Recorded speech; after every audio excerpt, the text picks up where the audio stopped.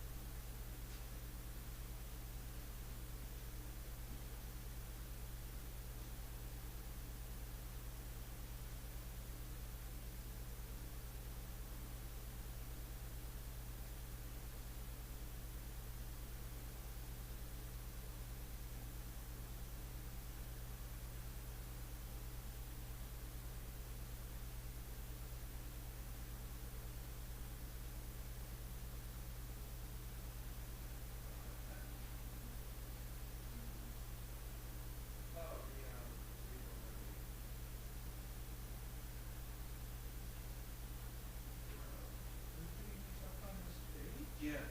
You want to be able to see that? You know, I think I'm gonna We can put it right in front of you.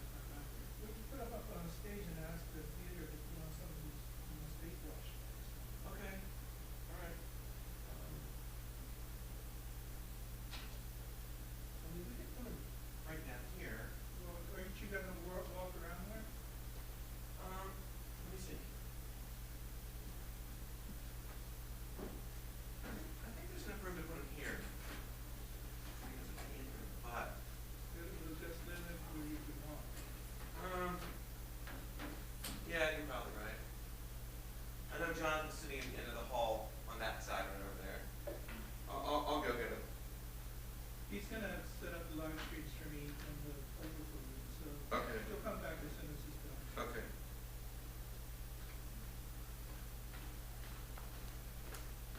So I get some real actionables in that group.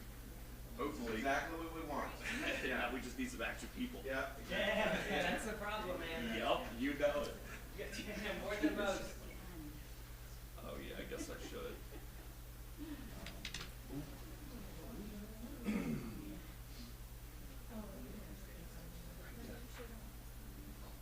Oh yeah, it does look like Upper Shores first. Or are they all up there? Oh no, they're all there. Yeah, we'll leave.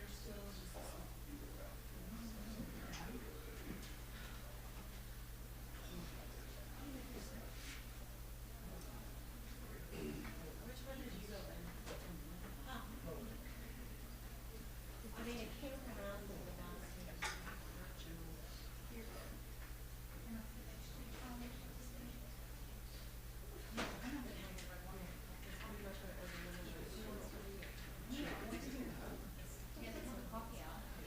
Is there anything in it? Because earlier I had to drink the cat.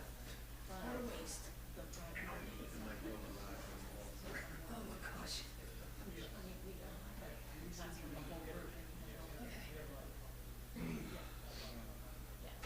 Yeah, Lower Shore is down. Yeah. It's slippery. Just any none of us, I'm Elena. I took over for Brenda. yeah. Yeah, she retired. Nice to meet you too. And you're with the food bank? Yeah, Los Angeles. Ed, okay, great. I was on the email chain with Jeeves. Yes. So, Ina and I, she's, Okay, great. she was just talking about. Yeah, we haven't heard about We can some do together. or they're still pushing.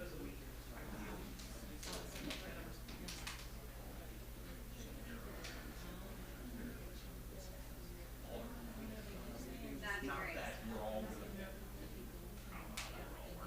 Well, it's great just to exchange ideas and information and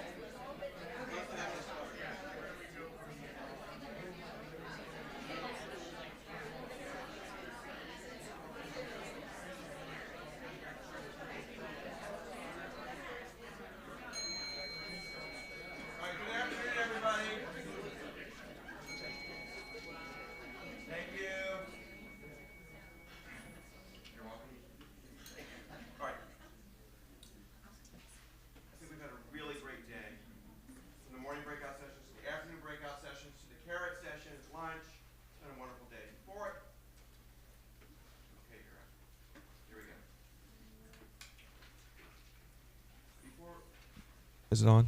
Okay.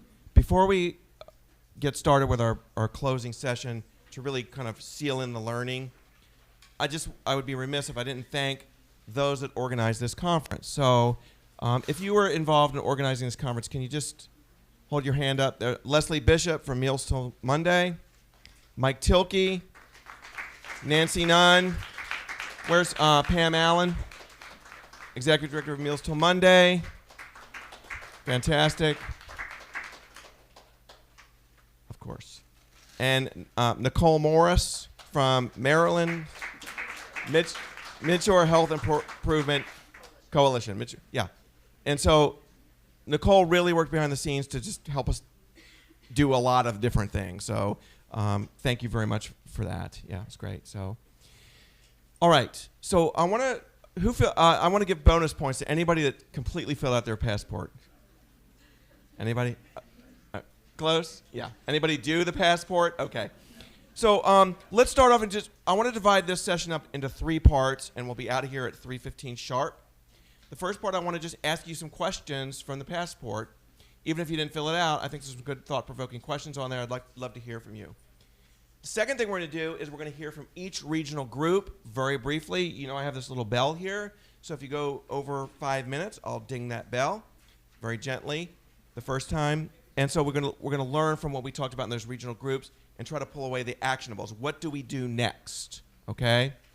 And then third, we'll have some closing reflections from people about what you're going to do next as an individual. What steps are you going to take? Okay. Did anybody meet somebody interesting or intriguing? And if so, who was it? And what was intriguing about them? What did you learn? I can start if nobody hasn't. But yes, I'm going to come right up there. Well, let me get all my steps in today. I met Miss Nadine Burton, and she is the alternative farmer for UMUC. Is Nadine still here? All right. Nadine, thank you. Welcome. Anybody else? Who else did you meet that was intriguing or interesting? Yes. I met Sandy.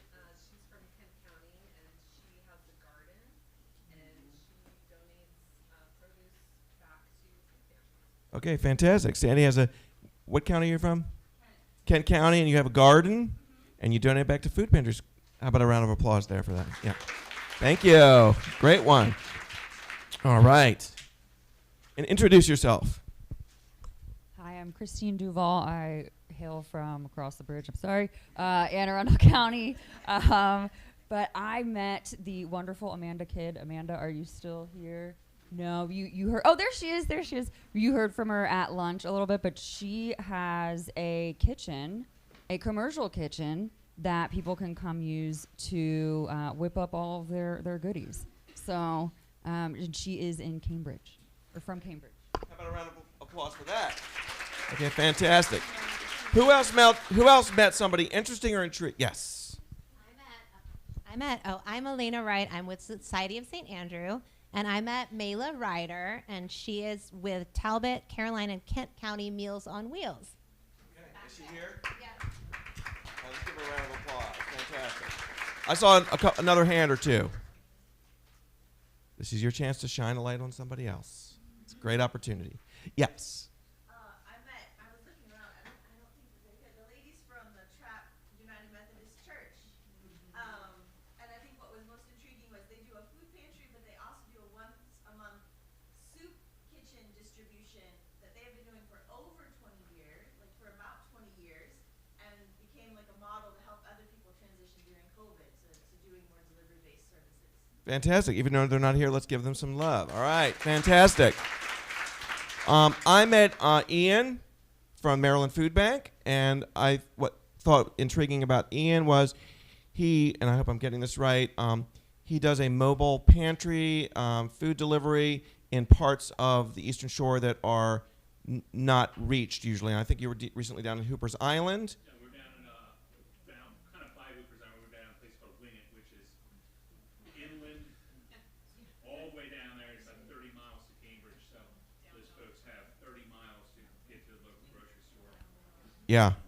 So, and what I loved about that was that there's also some wraparound services provided from medical. So I have, like, for instance, when I go up to Kent County, I'll have University of Maryland will come out and do blood pressure screening, A1C screening, stuff like that. So the idea is that not only are we going out into the areas that are underserved, but we're also bringing resources with us. So if you'd like to join up and be a part of that, appreciate it. You can reach out to me. Yeah.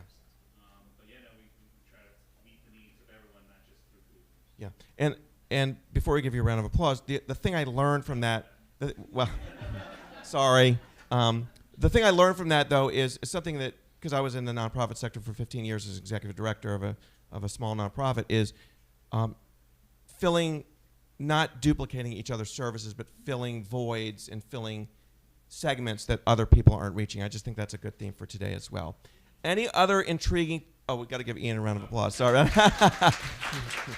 It's a long drive down to Wing It, so how about, yes?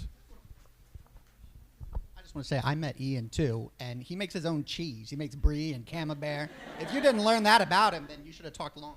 Okay, all right. Yeah, I should have. You're right. Yeah. You make some good brie. You make some good brie, I hear. Yes. Okay, fantastic. Anybody else that you met, or you want to introduce yourself because you think you're intriguing? Okay. All right. Okay, fantastic. I'm so glad that so many of you networked and met other people. I think it's a really important part of our day. Okay, are there any key concepts, things that you learned from today that you're like, I can take that with me. I can try that in my community. I can do this myself. What did you take away from today that's going to stick with you? I learned a few things myself. Is this about brie? I actually didn't learn anything about making brie. I should have talked to him longer too. I think the main takeaway that I got was to collect a list of the resources that are actually available within my community so that we can work better at collaborating and not crossing paths and duplicating efforts. Great learning. Let's try to come up with at least 5, 6, 7, 8, 9, 10 learnings from today. What did you take away? Yes, Amy.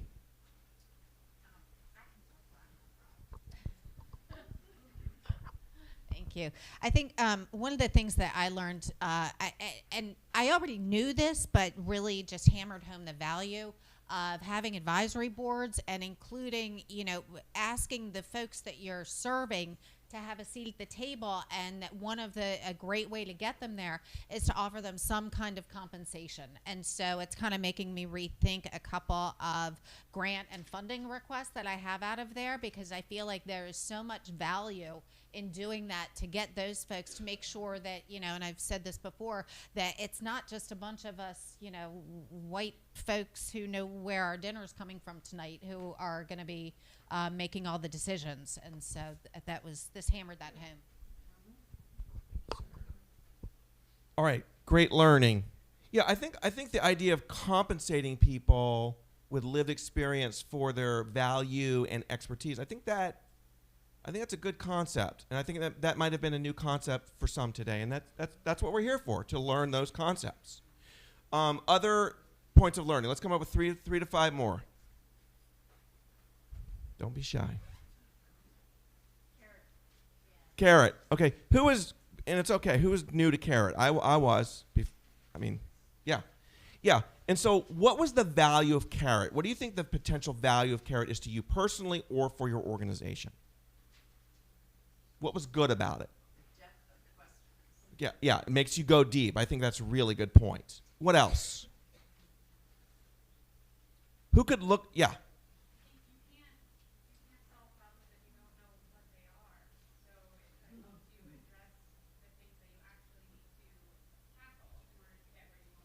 I agree. And, I come from the nonprofit sector, and I have to remember, not everyone comes from the nonprofit sector, but sometimes we're so passionate about solving the problems that we don't take that perspective and step back and really become intentional about what we need to work on.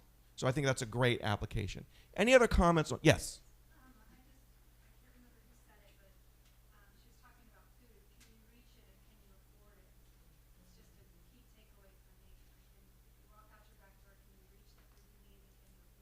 Yeah, and those are kind of two different things, right? Can you reach it? Do you have the transportation or the mode to get to it? And then even if you could reach it, could you afford it? I think those are great questions. Yes. Hi, it's Lisa. And I just wanted to say that there's a lot of expertise in this room today and a lot of great things that are happening. So I think just by kind of coming together in this collective spirit, working together, sharing best practices, compiling that data, because I think there's power in numbers and we have a lot more ability to advocate and raise funds, collectively. So I do agree, though, Amy, that one of my biggest takeaways is to make sure that those with lived experience do have a seat at the table. But we are all in a position to help each other identify those best practices and move this forward.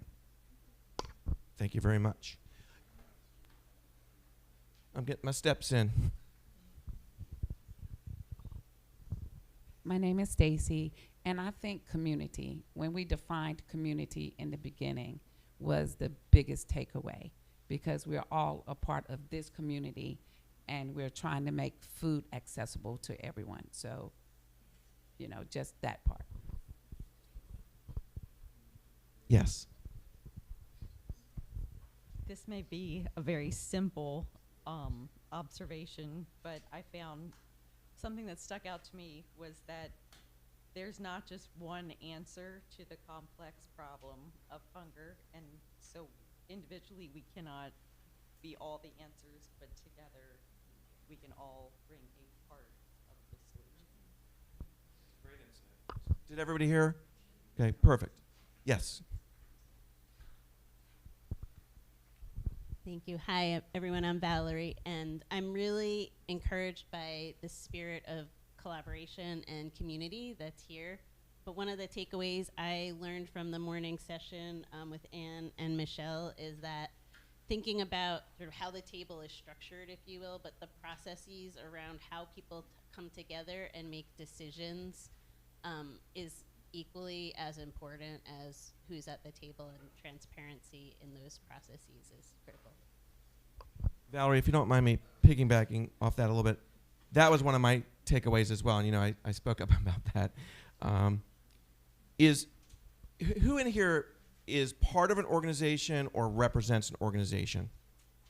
Okay, a lot of people, almost everybody. So I think the big takeaway I took from that is, going to what you're saying, is we have the passion to do this work and we're always looking outward in our community, but how well are we structuring our organizations to govern our organizations so we can be maximally effective in the community? Don't raise your hand. Who's ever been part of a dysfunctional organization where the where either the board or the structure of the organization or the decision-making process is not delineated. No one knows who's really governing. Maybe the loudest voice in the room is the decision maker. People get tired of that, and people lose momentum from that. So being intentional about how you structure your organization, that's a big takeaway, and I hope other people will take that to heart and make sure that as you're solving these immense problems in our communities, that you're also looking internally to your own organization. Mike.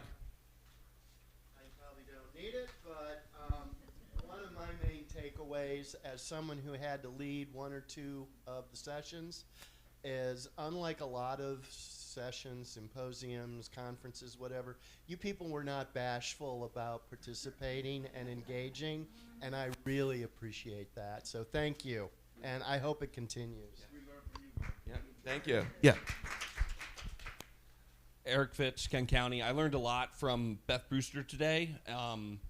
Breadcoin. Pop-up community dinner is something that I'm hoping to implement within the elementary schools, and also her dispensed milk is, I think, brilliant. Can you share very briefly what Breadcoin is for those that were not in that session? Well, I'm probably not the best to speak on it, but it sounds like it is a free community. It's a free dinner for those in the community so that we can all talk about how to make things better. But please correct me if she's here. No? I'm from Caroline County, so that's not Breadcoin. The Breadcoin is a coupon or a coin that they would be able to use in a restaurant or one of the local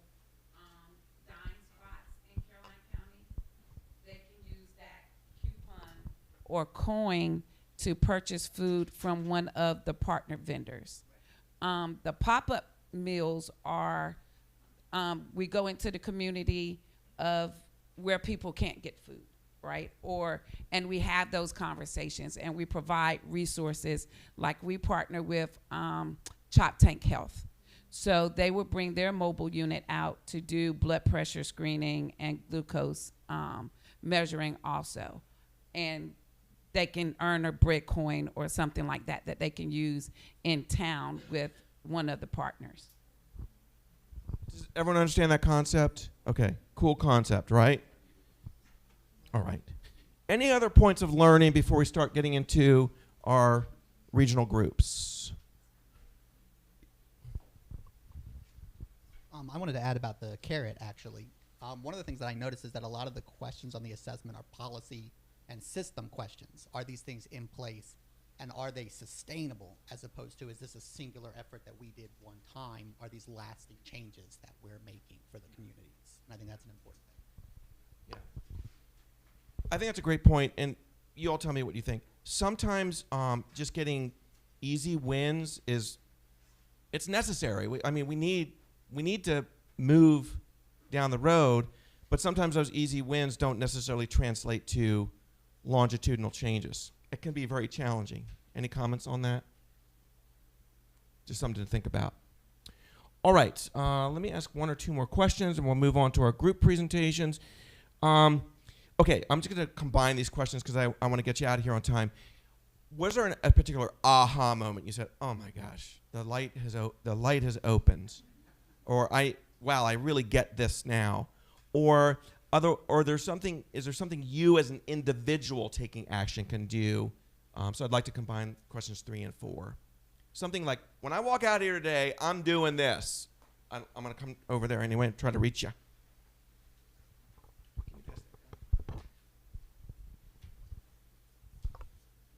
I'm Meredith.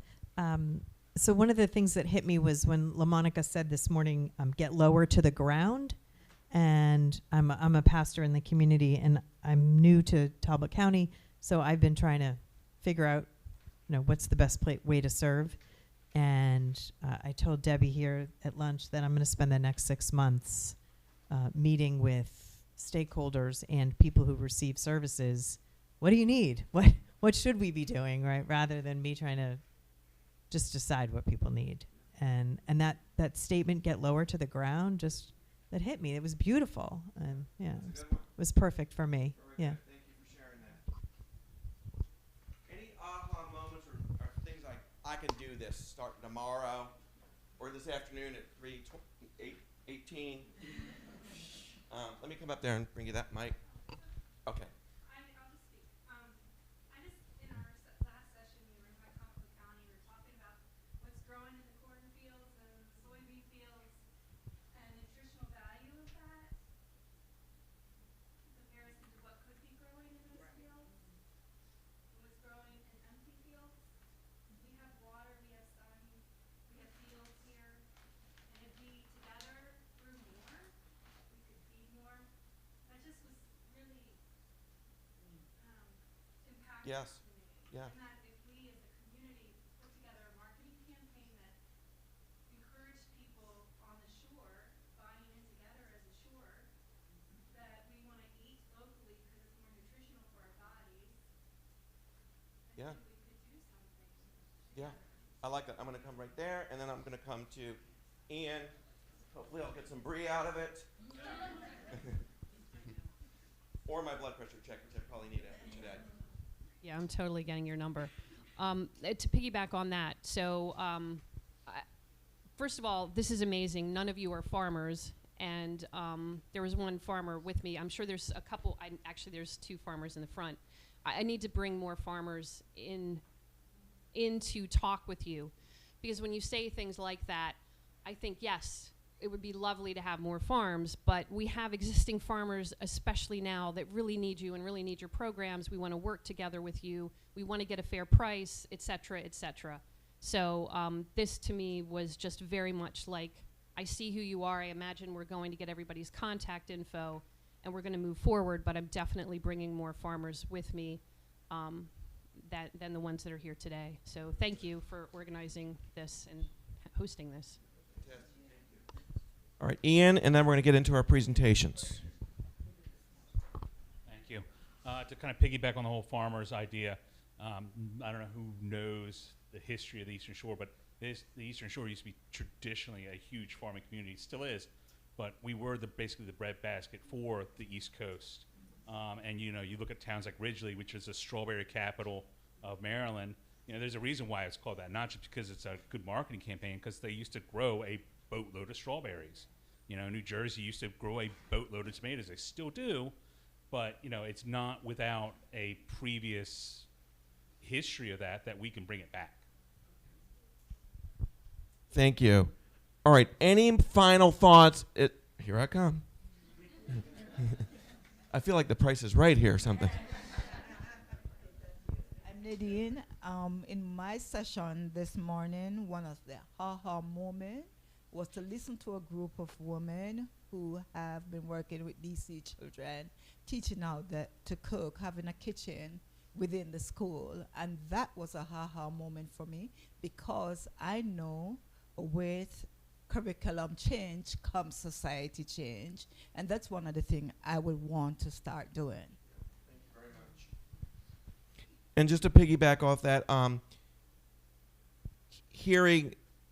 heard some sadness, I guess, that, it doesn't seem like people appreciate, I guess, fresh produce in a way, or cook, or even being able to cook at home in the way that they used to. And so I think that education piece seems like, strikes me as something going to be very important, as teaching children from a very young age to appreciate vegetables and things like that, and fruit, and eating healthy and things like that. Seems like a very good endeavor. All right, last call. Going once? Okay. So what I'd like to do is, we have Lower Shore, Mid Shore, and Upper Shore, and there's some representatives from each. I know, Eric, you're one of the representatives, so come on down, okay? And if you go stand by your Lower Shore sign, Upper Shore sign, and then where am I? Okay, you're with Eric. All right. So we need our lower. Yeah. I forgot your name. I'm sorry. Lauren, do you have any assistants with you? Martin. All right. Yeah. You could tell he really wanted to come up here and do this. He was just so excited about it. All right. And then we have which group is this? Lower Shore? Mid Shore. Where are Mid Shore? All right, who can come up and represent very briefly? You're Lower Shores. You're in this sign right here. Okay. Mid Shore. Who was in that group and can just, Mike, you want to come up and be part of this? Okay, and then let's have one other person. Pam? Pam, you want to do it? Okay. All right. So here's how I'd like to do this. I'd like to give each group about 3 minutes just to talk through some of your ideas, and then we're going to have a group discussion about it, okay?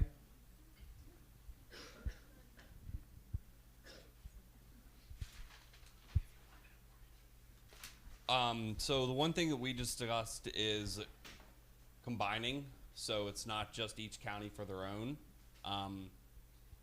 And that's going to be very important, especially when it comes to the gleaning, which hopefully we're going to get some help with Society of St. Andrew right there, because specifically Kent County, we have your wheat, corn, soybean, or we have your very small produce farmer, and I've reached out to all of them, and they tell me they sell everything, which they don't want, or they don't have enough to glean. So therefore, I'm hoping to piggyback maybe with Queen Anne's, that I know has some farms that do the gleaning. So, as Eric said, we're thinking about combining the 3 counties in the Upper Shore, and the sort of resounding mission goal was access to affordable, healthy food. And there's a lot of layers to that. That includes access, our farmers being able to be financially successful, distribution, storage, the knowledge to cook that healthy food, and then thinking through some of the regulation and bureaucratic barriers that might be preventing all that. So those are all some of the things that we'd like to work on. But specifically, we realized even in that room that had a lot of people in it, where there's still more stakeholders that we need to bring into the picture. And I think we know some of those that are missing. There are, I've met a few farmers today, but I know we need more. But some of the ones that came out that kind of stuck out to me, stakeholders that were interesting that we haven't talked about much, is like transportation, elected officials, distributors, health advocates. So I think thinking how we can engage those and make this part of their mission as well is going to be important. And then just in case somebody from the Upper Shore was in one of the other meetings, you got lost, I don't know. On April 25th, the Washington College is going to have a follow-up meeting for Upper Shore folks, and you'd be welcome to join us and continue this conversation. Oh, go this way. This way. Okay, so we're saying what we saw as the issues and what our next steps are? Yes. Okay.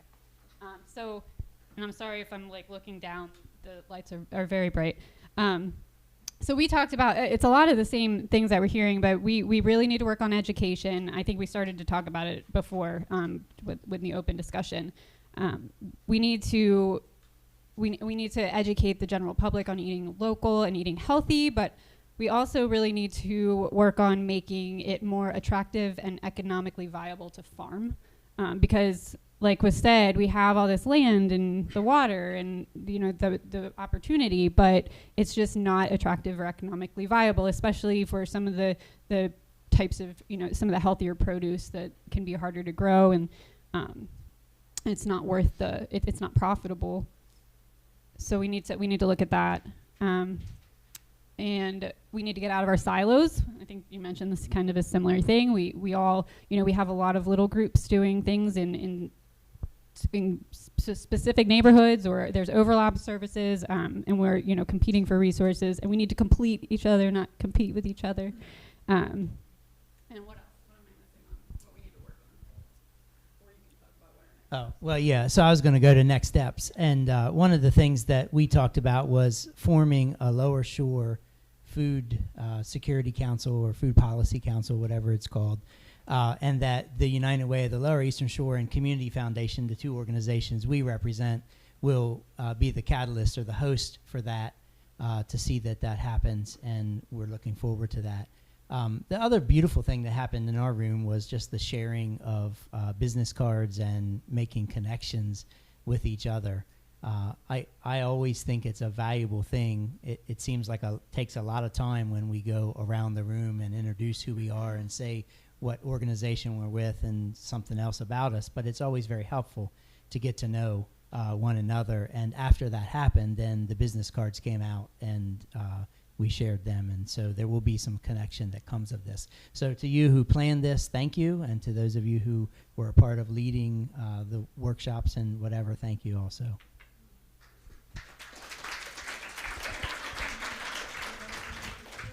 These are our notes. Everyone else has nice booklets. So, as always, when you get to the end of the line, there's a lot of redundancy. Our conversations were all very similar.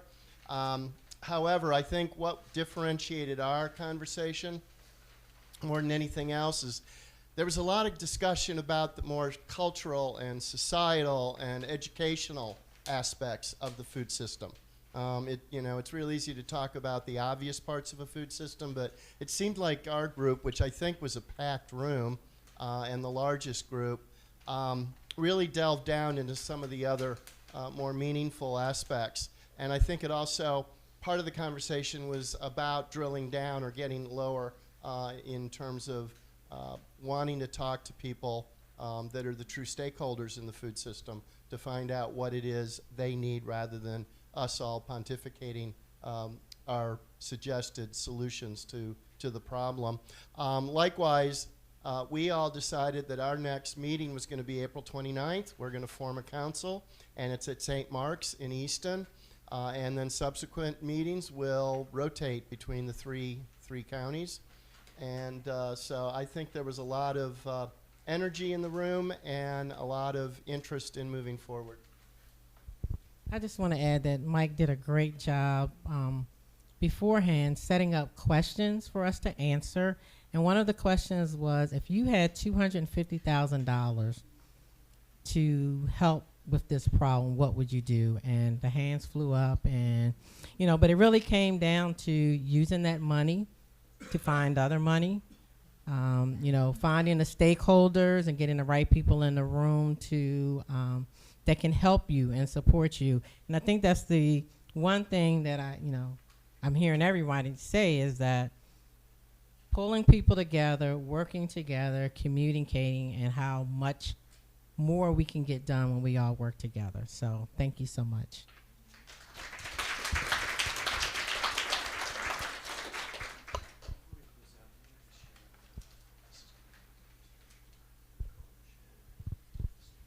Well, I guess, okay, I've been tasked with another responsibility.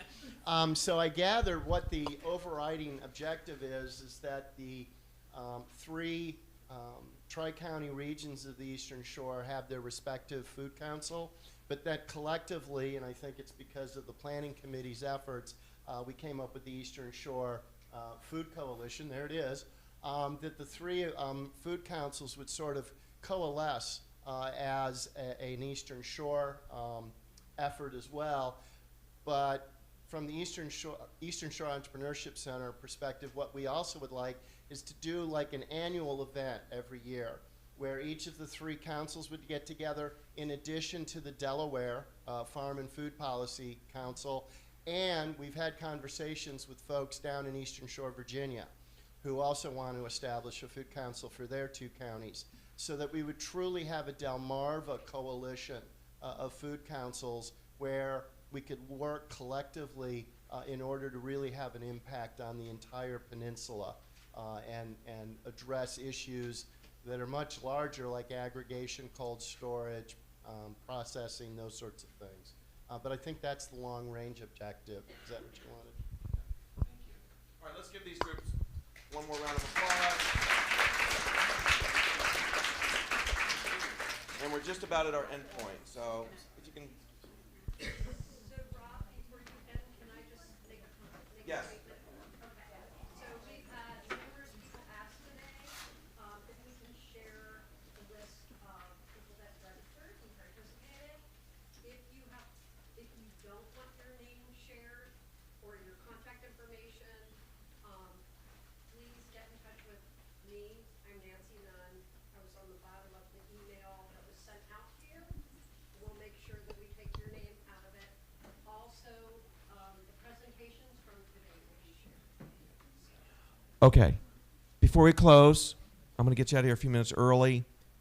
This is your opportunity to share any final thought, any point of inspiration, anything that you feel that you want to share that is going to help us carry this momentum forward.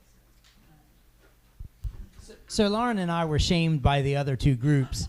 And anybody who was in the Lower Shore group, can you meet up here in the corner when we dismiss, and we'll establish a date for our meeting?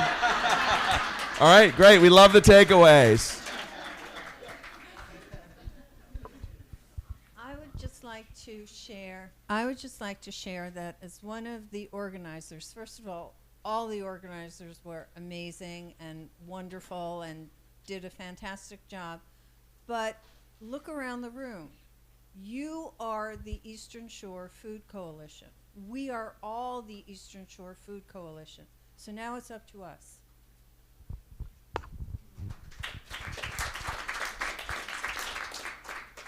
So I did not hear this here, but I think this entire audience would be really interested in reading the book Food Fix. If you have not already read it, Food Fix, it's by Dr. Mark Hyman, Hyman, and it's phenomenal. It talks all about this stuff, even gives policy ideas, and it's available for free through the Libby app through your local library. So whether you want the audio version or the written version, you can get both. Food Fix, Dr. Mark, Hyman. Those recommendations out of this. Yeah. And just one of the things that I am working on is doing a film review of a documentary called Common Ground.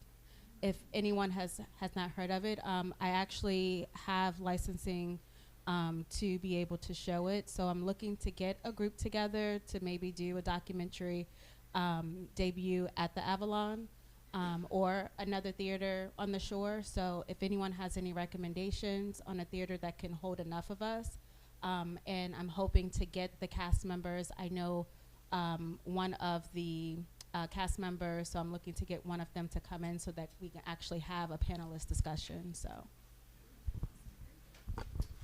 All right. One thing that and I'm going to stop talking, but one thing I'd like to close with this. Something I ask myself every day, and especially when I run the nonprofit, is I ask myself a few questions. What is the highest, best use of my time? I know you're all, who is stretched? Who's stretched thin? Right? It's a cliche. You see someone at a party. I'm so busy. How you doing? I'm busy. Who isn't busy? Okay? But what is the highest, best use of your time? What is the next best decision that you can make to advance this cause today? It could be something very small, like meeting up here and establishing that meeting time. And then finally, are you having the impact that you want to have? And if you aren't, why aren't you? Is it an organizational obstacle? Is it something internal defining the governance structure? Is it partnerships? Because we have such a limit. I call it the almighty triangle. If you've heard me speak, you've heard me talk about it a million times. The almighty triangle is TER, time, energy, and resources. They're so limited. So how do you allocate that for the best use to address these issues? All right. It has been wonderful to see you all today interact this way. This is the first step, hopefully among many. Again, thank you to this wonderful committee for having the vision to organize this symposium today, and to all that people were involved, from our sound crew to our videographers to Chesapeake College and all they provided. Yeah. And with that, I'm going to ding this bell and bring this conference to a close.